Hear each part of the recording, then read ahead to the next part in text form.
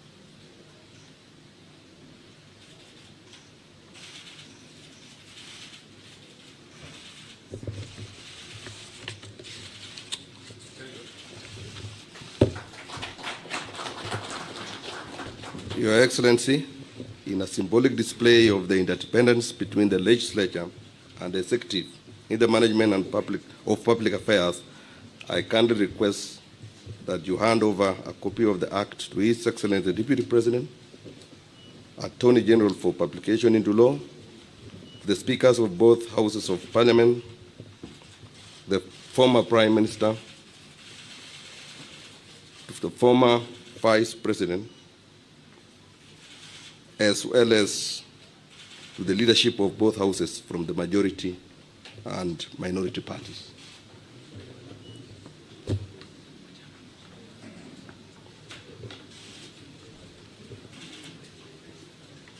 Your Excellency, you'll open.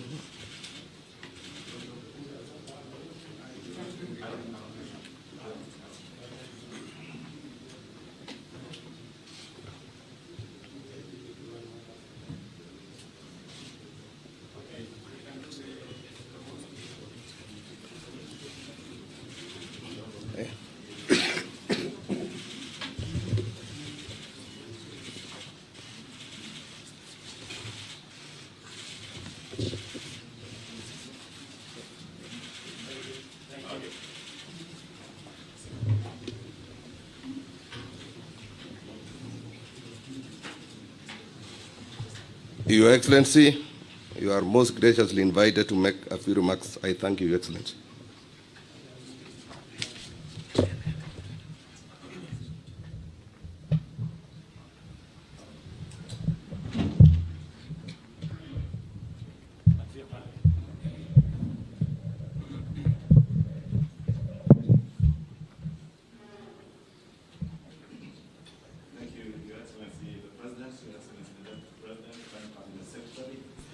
Your Excellencies, the former Prime Minister and our former Vice President, all distinguished guests, including our honorable speakers, Your Excellency, your assent to the IEBC Amendment Bill, being the first of the National Dialogue Committee report bills, one of the 9 bills, Your Excellency, marks the beginning of a very important process to our country in the reconstitution of a new IEBC Commission. Your Excellency, let me take this opportunity to assure you and the country that all the other 8 bills that emanated from the NADCO report are in process in both houses. We had divided the bills between the 2 houses of Parliament, and I want to give all of you assurances of both houses that we shall expedite in the processing of these bills with top priority. Your Excellency, in conclusion, let me just say that this assent of this bill not only marks a hallmark in our nation's endeavor to reconstitute a new IEBC, but also buttresses the importance of dialogue in our country, because these bills have emanated from a process where we all came together as a country to dialogue, and through dialogue we've been able to surmount most of the challenges that faced our country at the time we came together as NADCO. And I am certain, Your Excellency, even now and moving forward, this signifies that new move that through dialogue we can talk to each other and be able to surmount all the challenges that bedevil our country. With those few remarks, Your Excellency, allow me to invite my co-chair, our former Vice President, who co-chaired with me the NADCO process, to give his brief remarks.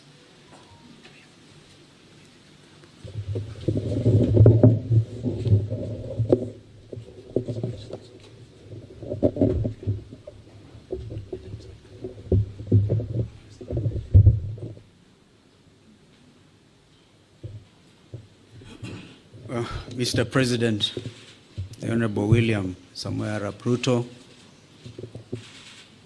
Prime Minister Raila Odinga, both co-principals of the NADCO process, ladies and gentlemen, I didn't find it easy to come in here this morning for various reasons, one of which was the barricading of the route to KICC.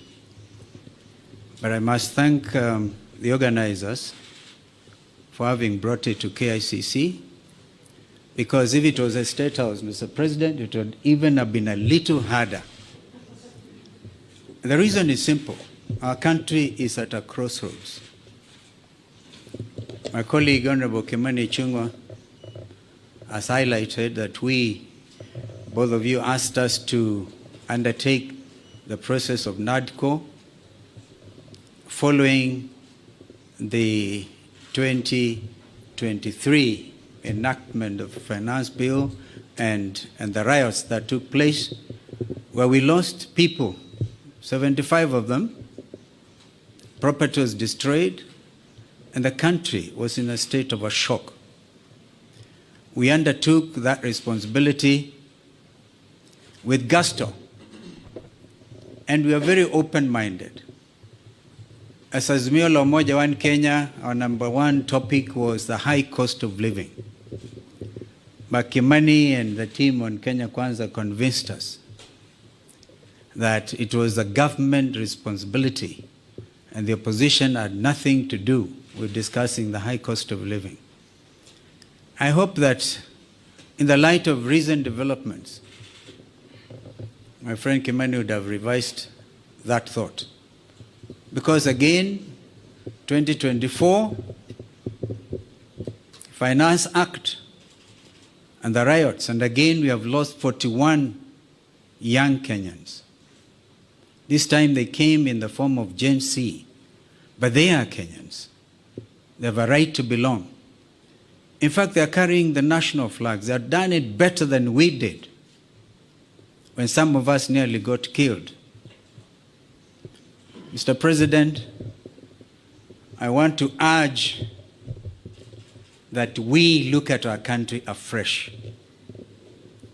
There's no way we can wish away the Gen Z revolution. And if we were to begin to be honest with ourselves, Perhaps we need now to go back to Bomas, because during the presentations, Kimani and Cheruiyot may remember, and Wandai was deputizing me, that a lot of Kenyans wanted us to open this space. The space has been opened by Gen Z. I wish we had moved with speed. It has taken inordinate delay to get to where we are today, to get the first product out of NADCO. And I'm not so sure, my friend Kimani, whether it is expected of us to even fast track the other 8. They have to be juxtaposed by the reality of the country and this new revolt. If we are not careful, all of us will get thrown out by the Gen Zs, because they say we have come of age. You say that we are leaders of tomorrow, we are leaders now. We can't wish them away. Therefore, I want to urge that we now look at the whole thing. For example, we have now set up the process of nominating new commissioners.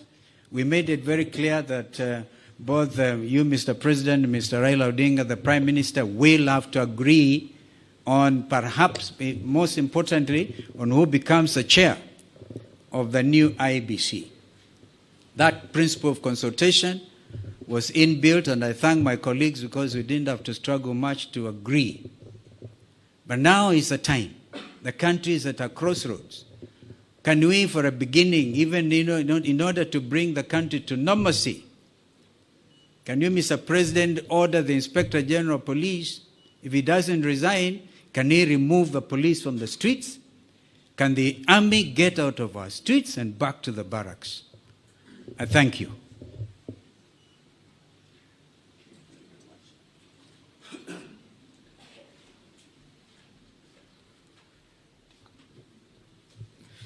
Thank you, Your Excellency, former Vice President. I now have the honor to invite the former Prime Minister, Your Excellency, Honorable Raila Odinga, to give his remarks, and thereafter invite His Excellency the President.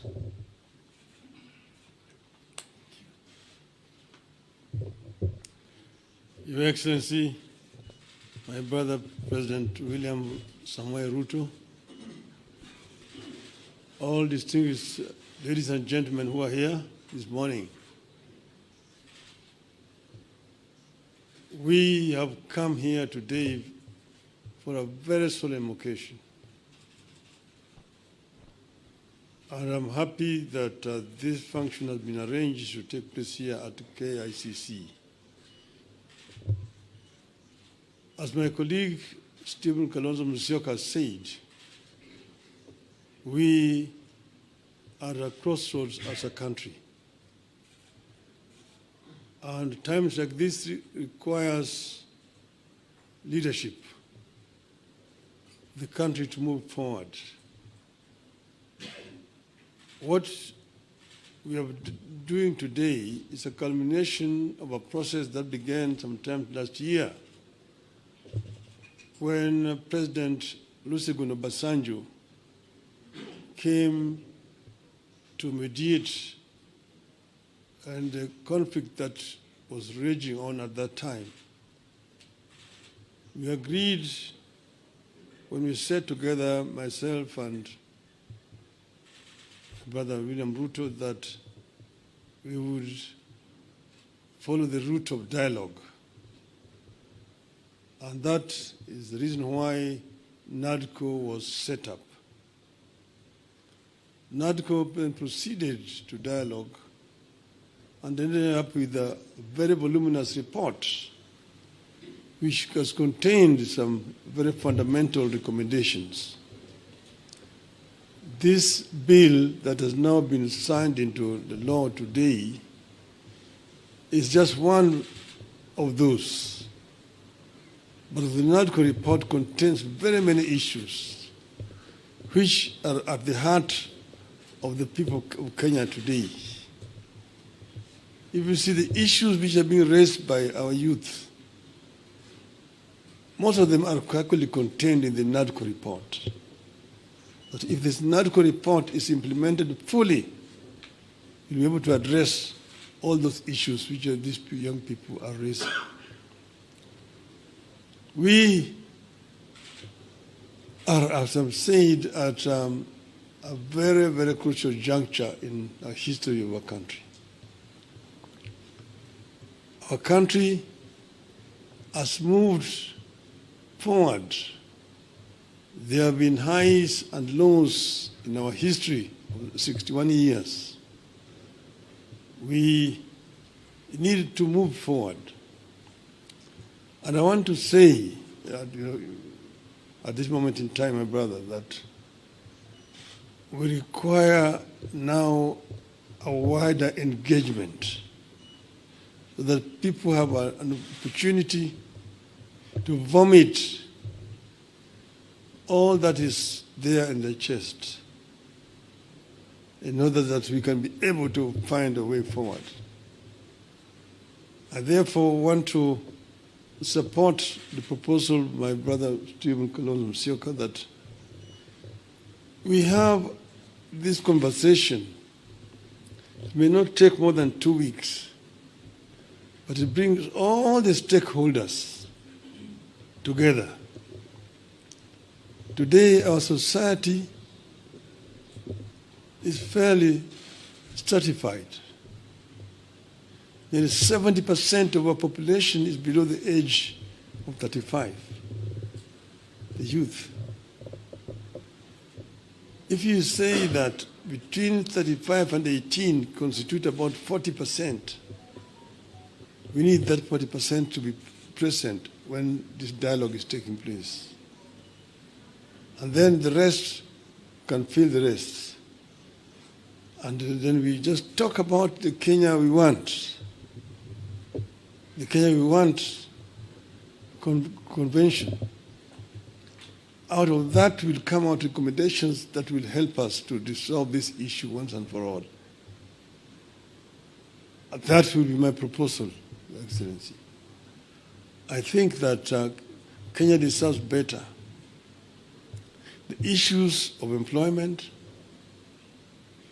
the issues of discrimination, the issues of corruption, the issues of gender, and so on, are issues that need to be addressed in a wider forum. I think that it is possible to do. It is possible if there is a will to do it. And then here again, the IEBC is a very important institution. It's not the first time we have had issues with IEBC. If we find a solution to this issue of IEBC, it will be on the way to resolving very many issues in our country. You will remember in the last elections, the whole world was stunned when we saw an electoral commission that was completely divided. Some saying one thing, others saying one thing. You may be happy that, the other group ruled in my favor. But what example are we showing the world as a country? That in the process of a very important exercise, the commission is divided. Nobody knows whom to believe up to today. It is a shame on us. And we are sure that we have got men and women here in this country who can actually do a better job. And that will help to unify this country. Last year, we lost 75 precious lives. This year we lost another over 40 lives. To say nothing about those who have been wounded, have been hurt. We must prevent this from happening in our country. We should not allow this to continue happening cyclically. Let us find a lasting solution to this problem we are ready to engage so that we find a solution to this problem as Azimio of Kenya. With those many remarks, Your Excellency, now may I have the pleasure to invite my brother, President William Ruto, to address you. Thank you. I think before I make just all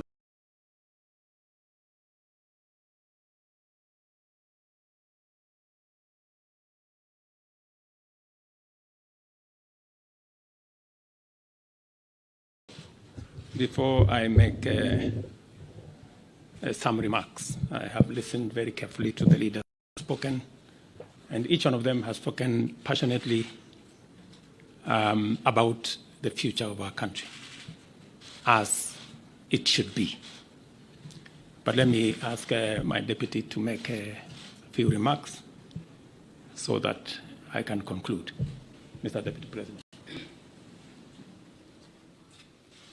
Your Excellency, our President, Dr. William Ruto, Your Excellency, the former Prime Minister, Your Excellency, the former Vice President, the leadership of our two houses, members of the executive, and the press. Your Excellency, this is a great morning for this country because the constitution of the IEBC is a great step for our democracy. I want to thank you for the leadership that you have accorded this country in difficult times, and you are acceding to have the report that was bipartisan is a great step in the right direction in this country. In the situation we are in, we want to call upon the people of Kenya that violence begets violence. Now that the President has accepted to have a discussion with our young population, with our leaders, we call upon the people of Kenya to give dialogue a chance, to give consultation a chance, get off the streets, stay away from destruction of property, because Kenya is greater than all of us. And I think, Your Excellency, you have the capacity to lead us in that direction, where there is consultation and all Kenyans are able to agree on the way forward. With those few remarks, it's my duty to ask Your Excellency to address the country. Thank you. Thank you, Mr. Deputy President.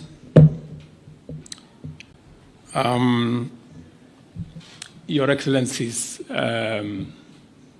Mr. Vice President, former Prime Minister, former Vice President, the two speakers of our National Assembly and Senate, leaders of majority, fellow leaders present here.